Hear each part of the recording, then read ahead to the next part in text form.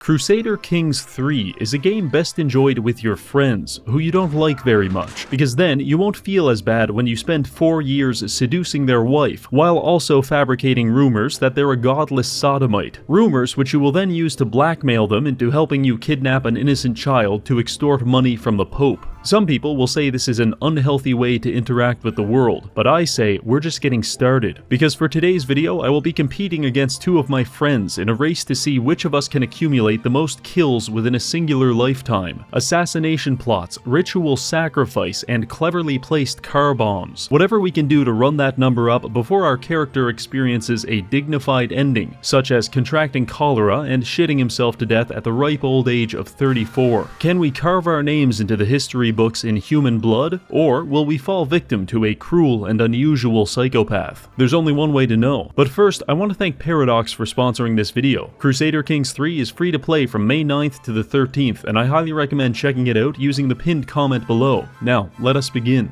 It is my opinion that you don't become the most prolific serial killer in human history without a bit of theory crafting. So before we start the competition, I'm going to be testing out a few different approaches. I like to call this first strategy, make love, not war, and then kill all of your children. You see, in this game, you can use spy masters to create assassination plots to kill your enemies. However, they're grown men, and for some reason, they don't really trust the look of me. All of this results in a pretty low chance of success. However, I've realized that a much easier target would be children, namely my own children. Normally, you can't do this, but by taking the sadistic trait, you can do pretty much whatever you want. And better yet, engaging in psychopathic behavior actually helps relieve your stress. Simply amazing. So going off this premise, I've created my first character, Emir Roginald. For his stats, I invested heavily in intrigue. I also relocated all the points from his jawline directly to his mustache. Truly, no one would suspect this man of murdering dozens of children. For personality, he's sadistic, lustful, and deceitful. This increases my fertility, which will allow me to minimize my refractory period and maximize my child output. I begin the campaign in what would be modern-day Azerbaijan. My next-door neighbor and his infant son absolutely hate me because I practice a different faith. However, that's all part of the plan, because Asherism allows me to have a wife along with 3 concubines, so while Count Simbet is only producing 1 child a year, who will probably die from scarlet fever anyway, I'm 4xing my family lineage through polyamory. So the first move is to marry as many women as possible. I do this without taking into account whether or not we have a good compatibility, so all of my wives hate my guts, because I'm an irritable, sadistic, deviant adulterer with a weed addiction. This results in some intramarital tension, and I have to resort to concocting multi-year-long schemes just to convince them to sleep with me. But it works, and before long, I have my own children. It's now time to go get a kill streak. Up to this point, I had assumed that I'd just be able to toss my child in the castle moat and be done with it, but it turns out it's a little more complicated than that, and again, I have to engage in a several-year-long conspiracy just to kill my infant son. The worst part is, he survived. I fire my spy master for being outsmarted by a toddler, and I get back to work.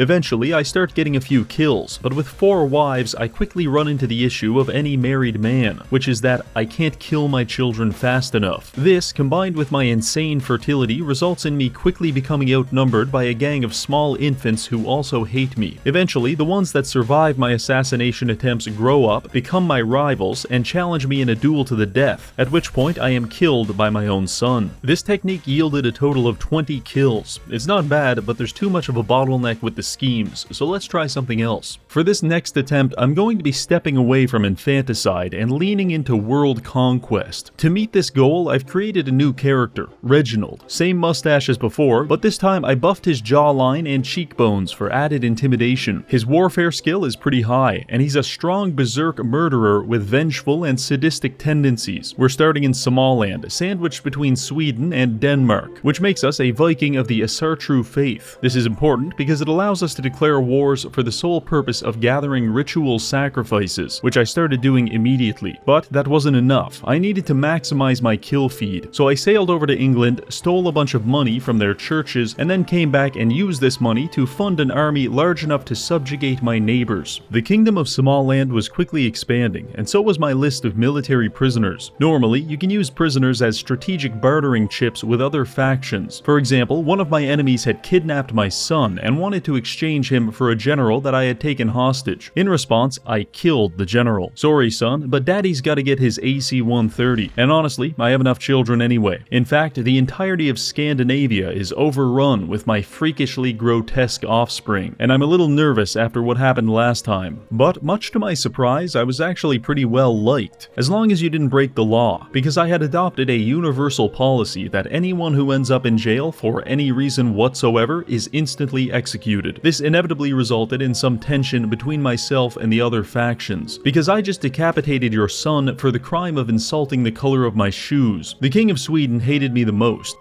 and he would regularly send me passive-aggressive messages. In fact, one time he offered me a concubine, except upon closer inspection, it was a 50-year-old deceitful dwarf who I am almost certain would attempt to kill me in my sleep. But I was undeterred by the king's poorly feigned generosity, and eventually I grew Somaliland to a mighty empire with more military power than either Denmark or Sweden, with substantial territory in Scandinavia as well as a good chunk of England. Also, I own a part of Estonia, because they raided me once at the start of the game, and I took that really personally. By this point, Reginald had become an old man, his military conquests so great, his devotion to the gods so immense that he was now being immortalized as a living legend. It was a good life, and now as an old man I accepted my fate and slipped into Valhalla to be celebrated for killing a total of 50 people. My son took up control of the empire, but I had spent my entire life ignoring my children, so none of them could read or write, and I'm pretty sure they'll get assassinated by that dwarf, but that's not my problem. That last run was an improvement, but I want to try one more tactic before I face off against the others. For this, I'm going to make a character who specializes in seducing other men's wives. Then when they find out, they'll challenge me to a duel, and I'll kill them. For this purpose, I have to create the ideal male physique, which no woman could ever hope to resist. Oh yeah,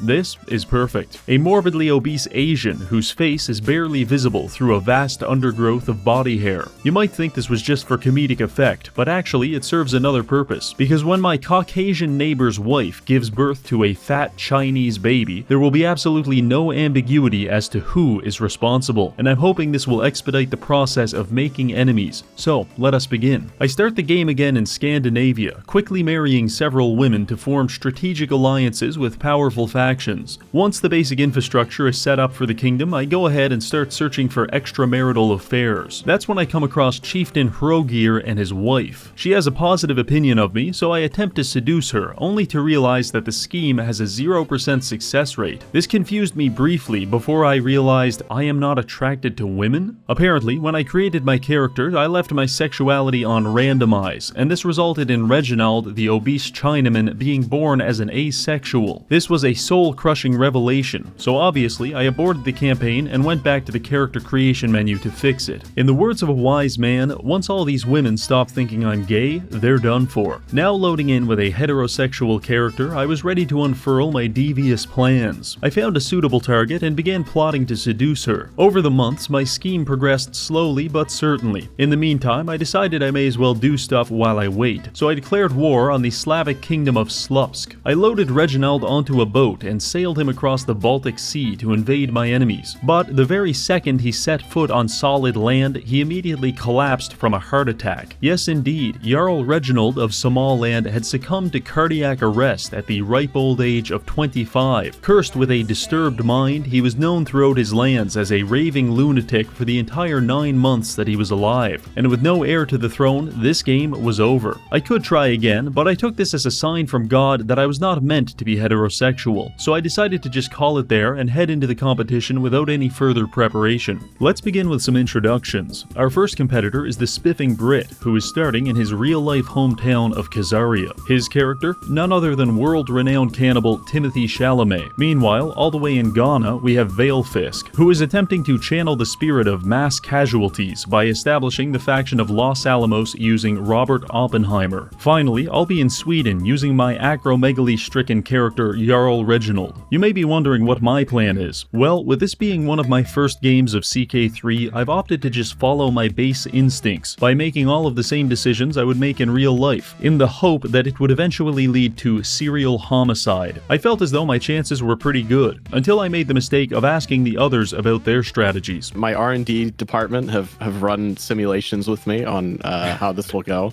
and I think this could work. I think this will work very well. About You see, Reggie? that's the issue here. I woke up this morning to messages of you guys talking about your research and development teams. My research and development team is like me and an editor that lives in Vietnam.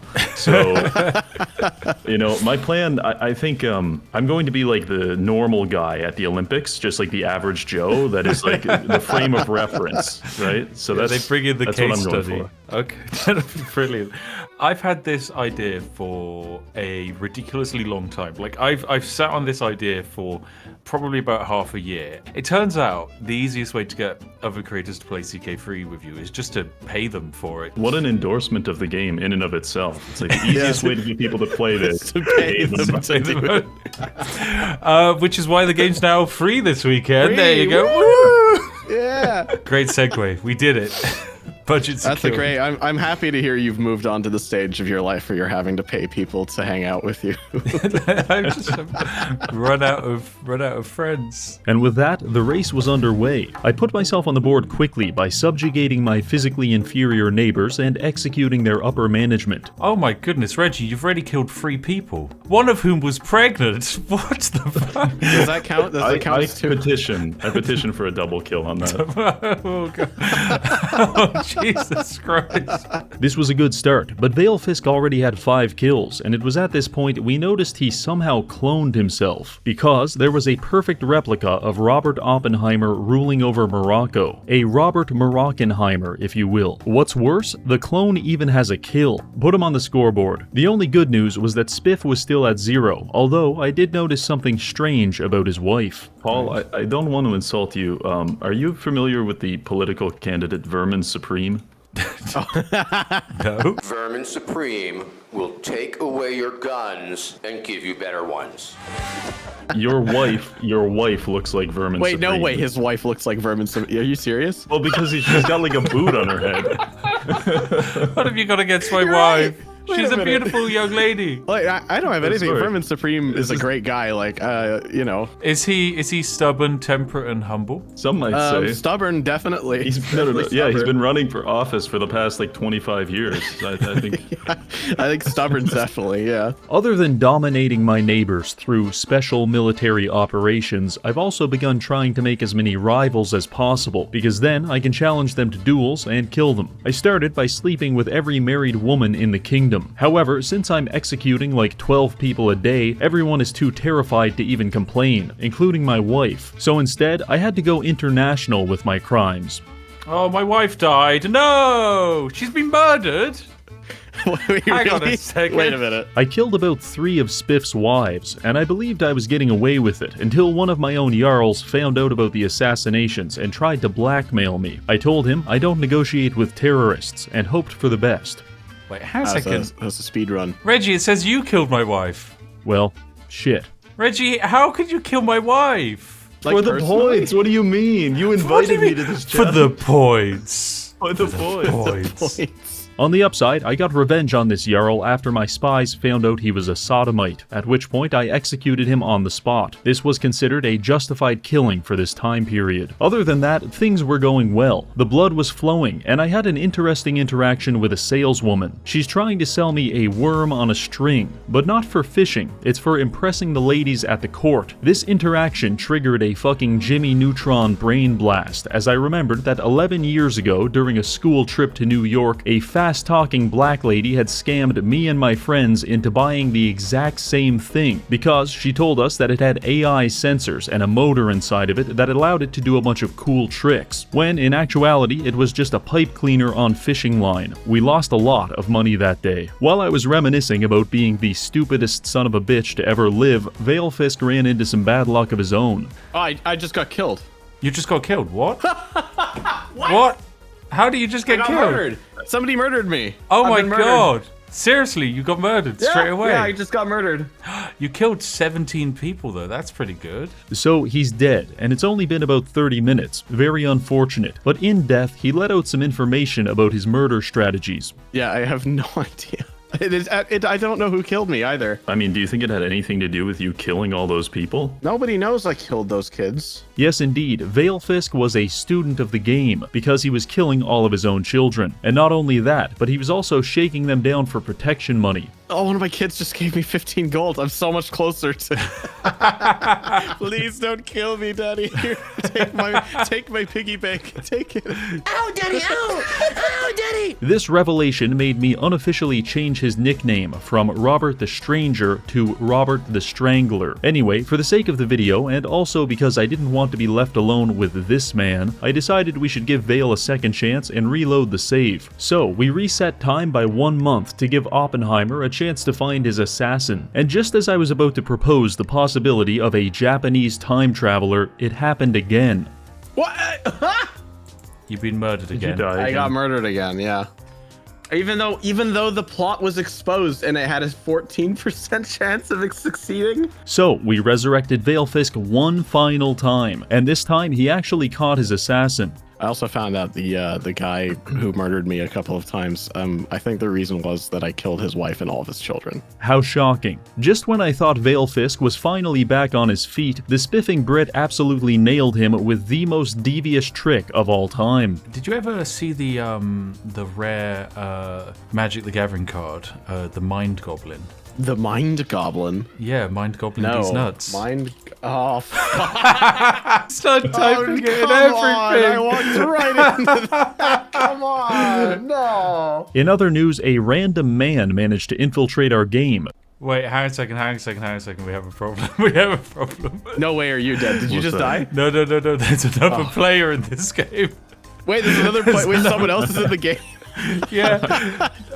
Nitro Dub 69. We kicked him, but I decided to keep him on the scoreboard just for fun. After this, I became rather scared, because we've been playing for an hour, and I have 14 kills, Veilfisk has 22, but for some reason, Spiff only has 2. Something wasn't right about this. Been doing good, actually. 22 people killed on your end. That's pretty good. See, this is him trying to lure us into a false sense of security. Yeah, no, exactly. Oh, I've got 15. Don't worry about me. Exactly. Well, Vale, how many have you got? I'm panicking. 33. 33? And our concerns only grew when Spiff started throwing around phrases like the precipice of greatness and the final war. Yes. Oh, look at Sweden. Goodness, I am actually on the precipice of greatness. Oh, this war is the final war. Oh, the final war to what? The final war to what, Spiff? However, it all made sense about 5 minutes later when we got this notification. Yes, indeed, Timothy Chalamet was now Genghis Khan. I don't know a lot about Genghis Khan, but I'm pretty sure he killed more than 22 people, so I viewed this as a troubling development. The Empire of Sweden had come a long way, but it was still nothing in the face of the Mongol hordes. In fact, we have about 4,000 soldiers on a good day, while Paul Genghis Khan Atreides has over 40,000. And his first order of business was to name a sexually transmitted disease after himself. Paul's Boils. That's the name of the plague, Paul's Boils. Yeah. But at least Spiff is far enough away that he can't hurt us with his sexual warfare. Oh my goodness, it takes me 2 days to siege down a castle. Well, never mind then. Spiff can siege castles in 4 days, which allowed him to expand his borders very aggressively, turning the Mongol Empire into a malevolent octopus with tendrils outstretched towards both Ghana and Sweden. This guy. Oh my god. Every 2 seconds I look away and I look back. Oh, I mean, this isn't even anything, Vale. Like, we can do so much better than this. We're going to start aiming towards, I think, Arabia next. No, I mean, you don't have to, though. You could, Listen to Oppenheimer trying to talk peace. It's not the way. I'm entering my regret arc. With Spiff's empire rapidly absorbing dozens of smaller factions each month, he was receiving bulk quantities of prisoners, which after execution allowed him to quickly skyrocket his kills from 2 to 86. Meanwhile, I was at 39 and Veilfisk was at 44. I don't know, I like our chances of catching up. He only has 86 kills. Yeah. 86. Yeah, if we combine our kills, we're still not there. Can we do like a Yu-Gi-Oh fusion and like become one? Yeah, we'll do the fusion dance. Ken Reggiheimer. Regenheimer, definitely. Regenheimer. Oh, that's good. Yeah, I like that. This was not good, so Valefisk and I quickly developed plans to survive the Mongol apocalypse. Vale's plan was quite simple. He was holding 30 of his own children hostage in a Los Alamos black site, and threatening to execute them if Spiff got too close. But this concept only made Spiff expand even faster. Alright, okay. We're doing Egyptian D-Day currently. Egyptian D-Day. 2,000 horse archers just landed. I'm hovering over it. The moment Spiff approaches, I'm going to execute my kids. Your kids?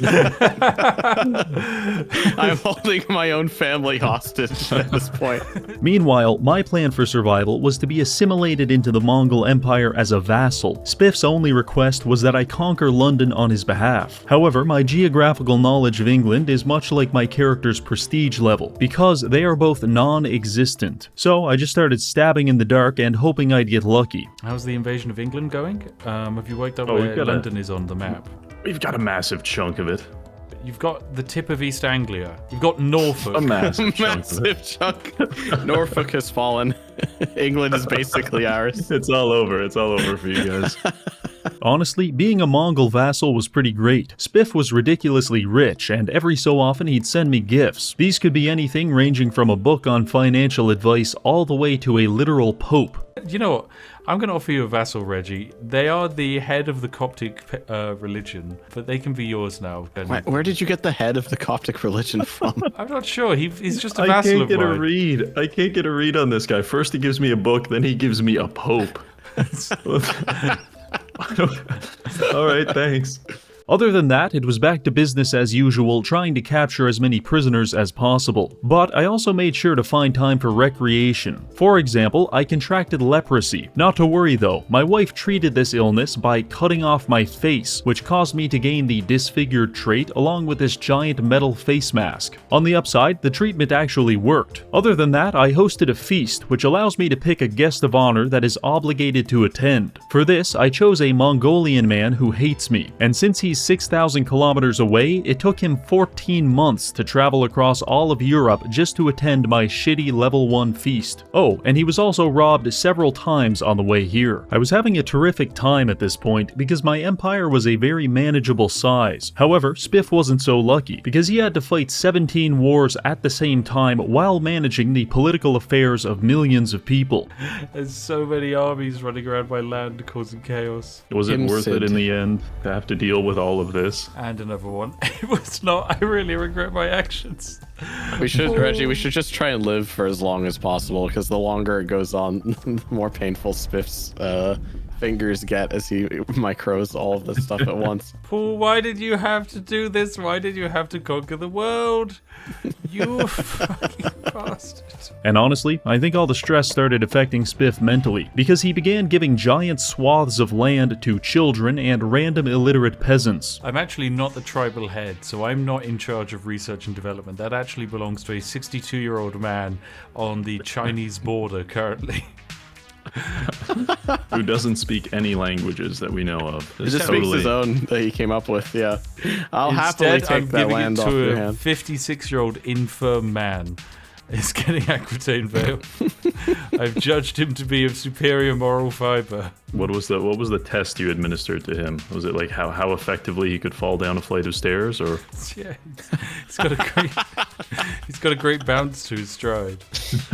I'm hearing like the Rocky theme over a montage of him going through like very basic obstacles, Just failing fumbling every his way single through one, them? yeah, and passing the test to the end. While Spiff's mental deterioration was a welcome development, it had also resulted in some unexpected consequences. I won't lie, Paul Atreides looks really fucked up now. He's crossed 50 years of age. Ugh. He looks horrible. He does not It's look the like smile. the The same person. smile is not right. He looks like he was grown in a vat. Yeah, this has gone horribly wrong. Jeez. I'm literally playing the child snatcher right now. Running around like the Bavarian wilderness, capturing... They tell kids in Germany grew up hearing stories of Paul Atreides, who walks these woods at night. After executing all of his victims, Spiff was in a very comfortable lead with 166 kills. And just when all was looking lost, something truly marvelous happened. I was murdered by an unknown assailant. Oh my god, you died! Paul Atreides is dead. This is our chance. Oh my god! Oh my god. Oh, he died! How many kills? 166 kills. Oh my god, I can't believe. And he's been replaced by Cogan-Du the Clueless. The Look, we Mongol love Empire. him. Do the Clueless he's a misunderstood little guy, okay? Spiff's untimely assassination was an exciting development, but perhaps a little too exciting, because at the time of his death, he ruled over almost the entire map, and after he died, none of these people recognized his son, Cogan-Du the Clueless, as their legitimate leader. This inevitably resulted in 10,000 civil wars all starting at the same time and crashing the game. This is gonna be a big one. The game is lagging as I click rally the troops. Oh my god. Oh dear. Oh god. Oh dear. Oh, out of sync. Twice. Oh my goodness, we might have another desync here. This is... Yep. Oh, yeah, I think so. God. I gotta say, this was like the most effective way to prevent us from getting more kills, Spiff. You're really thinking outside the box. With Spiff dead, he can no longer add kills to his total. He can, however, interfere with our attempts to catch up. Honestly, I was at like 50 kills, so I knew it was going to take a Hail Mary for me to close the gap. So I began planning my first mass casualty event. I'm going to try to host the largest feast possible, and then, because I'm a sadistic lunatic and several of my rivals will be in attendance, I might get an option to burn the entire thing to the ground, killing everyone inside. Possibly, I'm inviting 138 people, so... Oh my god. Actually... If you pull that off, you'll win. 100%. The key to this working is having as many rivals in attendance as possible. Unfortunately, my main rival was my wife, and she went missing immediately before the feast. This was very confusing, but as it turns out, hours of murdering people had subconsciously conditioned me to always select the execute offender option when navigating dialogue menus. So obviously, when I heard about some lady making fun of me in church, I chopped her head off, only to find out later that it was, in fact, my wife. No, Reggie says you killed her yourself. Oh, did I? Executed on your orders, age 43. I just have to stop accidentally chopping off my wife's head. It's just... That's always been my it's a weakness. misclick, yeah. This was a setback to be sure, but luckily a lot of people despise me, and I found a new rival immediately. High Chieftain Hoppa hates my guts because I think I killed his wife or something. I don't really care, honestly. Anyway, I invited him to the party and waited patiently. It's going to take him 9 months to arrive, and a lot happened in the meantime. For example, Spiff was now burdened with the task of trying to fight 10,000 civil wars all by himself, and I don't think he's coping with it very well. Another one gets killed. Oh wait, oh my god, what did you do to your hair? I'm looking just saw great. that up there in the top right. I'm looking fantastic. Don't hate the king, hate the player. All right, Grandpa, we'll get you back to bed. We were once a mighty empire. Yes, come along. My daddy Paul built it. I love my daddy. Other than that, our game was again invaded by a dark spirit. This time, someone named Joe joined, commanding the faction of Walmart. So obviously, he's going on the board too. Also, my empire was fractured by a group of Neo-Sweden separatists, which formed the sovereign land of Bitan. Very annoying, but at least the feast could finally begin. The festivities were underway, and despite being a vengeful, murderous, sadistic lunatic surrounded by my greatest enemies, my character had a great time and chose not to burn the building to the ground. How long until you can host your next feast? 5 years. 5 years? Well, better luck next time. I tried the whole thing again 5 years later, same result. This challenge is slipping through my fingers. Not long after this, my character discovered like 12 different plots to kill him, which caused him to have a mental breakdown and cope with the stress by becoming an alcoholic. However, I flew too close to the sun and literally drank myself to death at the age of 64. By this point, I had only 73 kills, which placed me firmly behind Spiff and Vale, but comfortably ahead of Joe from Walmart, Oppenheimer, and Nitro Dubs. It's not great, but at least we're on the podium. From here, I started playing as my son. I can't even remember his name because at the funeral for Reginald, my son was assassinated with a venomous snake. Now I'm playing as my grandson, who has bioaccumulated many generations of insanity. With so much turmoil in the Empire, I wasn't really sure what to do, so I did the only thing that made sense to me: killing Spiff's wives. I've got critical stress because my wife died. Sorry. What do you mean, sorry? What did you do to my wife? Oh no, I didn't do anything. Unfortunately, my grandson isn't as sadistic as I was, and the more people he killed, the more mental breakdowns he experienced, which eventually led him to making some very questionable decisions. For example, he took his only daughter and sent her on a multi-year-long journey to West Africa so she could be tutored by none other than Robert the Strangler Oppenheimer. Upon arriving, she was immediately imprisoned and killed. This caused my stress levels to skyrocket, and things started going completely off the rails. I challenged my grandmother to a debate about fashion, which she lost so badly that she had to burn her clothes. Then, to celebrate my victory, I pulled out my own eyeball and became a flagellant, before sprinting into the Swedish countryside and defeating a grizzly bear in hand-to-hand combat. Then, I became best friends with an illiterate peasant suffering from leprosy. I did this so that I could challenge him to duels to release my anger, and somehow I lost. Following that, I was so dejected that I decided to let 2 entire cities burn to the ground while I got drunk. That's about it for me. Let's check in with the others. Similarly to my grandson, Spiff was embracing his anti-hero persona, and he's now trying to sabotage Veilfisk by assassinating all of his personal physicians. In response, Veilfisk declared his secession from the Mongol Empire, and he even managed to convince 23,000 of his West African neighbors to join him. Okay, so well, that's what happened. I'm attacking you now. It's a tyranny war, and I won't lie, there's quite a lot of people. Oh, have I got friends for this? Oh my god! Oh my god! It's a horror. 23,000 people versus Conquest the Clueless. Also, Vale seems to have adopted a new and exciting strategy for killing people. He finds single women in other kingdoms, invites them to marry him, and then once they're in his borders, he executes them. Using this technique, he managed to pass 100 kills, and he was quickly catching up to Spiff. Naturally, Spiff tried to stop him, but Vale's African coalition quickly came to his defense. But I see an army. I see a Mongolian army on the border. Here come the Mongolian armies. There are many of us. I will torture you. Oh, my allies are here. Oh Yeah. my god, oh my god, so many of them are here. It's literally, this is the Avengers Endgame of the Civil War. It is. Oh, I got my wife again. Execute. Okay. No, stop it. He's killing his wives. Eventually, Spiff's forces managed to overwhelm Veilfisk, at which point he was captured and imprisoned. At long last, Robert the Stranger is finally the serial killer is behind bars. 114 kills. One of the greatest serial killers of all time. The world is in a much safer place because of this. He looks so angry behind bars He too. does look Absolutely so horrible. angry. He is fuming right now. Oh my god. However, a clerical error on Spiff's part resulted in one of history's greatest serial killers, Robert the Strangler Oppenheimer, accidentally getting released from prison by paying a $90 fine. I can... Oh, no, I don't want to do court. Oh, here it is. What are you trying to do? Do you just get freed from jail? Yeah. Oh, You balls. ransomed me. Yeah, Spiff, I ransomed me. everyone other than you because it said you were 95 golds. 95 gold. I'm back in the seat.